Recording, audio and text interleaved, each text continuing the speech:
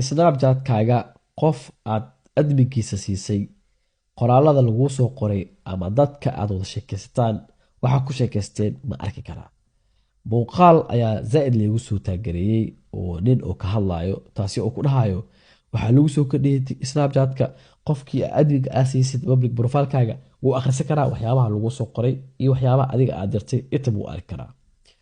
horta public profile-ka waa choice oo qofka adiga aa siin kartid adminkaaga kaasi oo wax oo soo boosti garay karo, wax oo dilad garay karo, wax oo mataqaana ishikala manage garay karo, oo waxna mataqaana arki karo inta oo daawatay statistic ahaan weegan inta mataqaana daawatay, inta mataqaana maanta ku daawatay, intaas oo arki karo. laakiin jooska qofka adminka oo ownerka weyn iska leh ayay ku xiran tahay siduu permissionka uu siiyo. aniga badankeeda markaa qof aan siinayo waxaa siiyaa qofkan inuu wax soo boosti garay karo, waxna dilad garay karo, laakiin adminka ani oo iga qaadi karin. tusaalahaan qofka hadaa full control aa siisid oo kaleeto wuxuu sameynayaa adiga xataa wuu ku remove garay karaa, sababtoo ah isku waxaa noqonaysiin isku xuquuqaa noqonaysiin inkastoo adiga adminka weyn adiga aa leedahay, laakiin macnaha wuu ku remove garay karaa oo asiga ayaa mataqaana qaadi karo. dadka badankoodana markii la dhaho isiiba kii la dhaho dadka weli waxaa u badan caanka u badan oo ma fahansana badankooda. qof waxaa isii dhahayaan toos waxay uga dhigayaan adminka waxayna u fasaxayaan full control u fasaxayaan. taasi ayaa waxay sababaysaa marka in oo zaaid si oo easy ah lagaaga mataqaana laga remove gareeyo. okay marka optionno badan aa jiro intaan u gudbin ma la akhrisan karaa fariimahaaga mase lama akhrisan karo.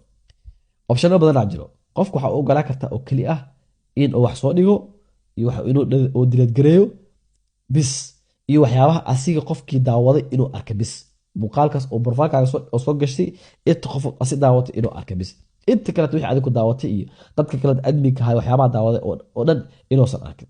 intaasba jooska adiga ayaa samayn kartid.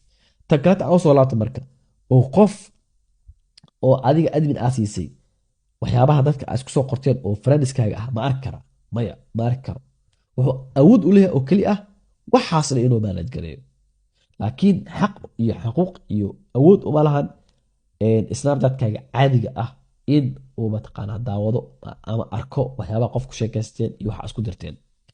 laakiin haddii aa passwordkaaga aa siisid qofkaasi awood iska dhaafee hawadu kaa bixinaya, macnaha iska dhaafee wax walbuu arki karaa, qof walba ogyahay passwordkaaga haddaa qof siisid userkaaga qofka dabcan wuu arki karaa. laakiin waxaa been ah propaganda ah in qof public profile adminkiisa aa siisay in uu bareefadkaaga akhrisan karo. taas been waaye. adminkana markaa siinaysa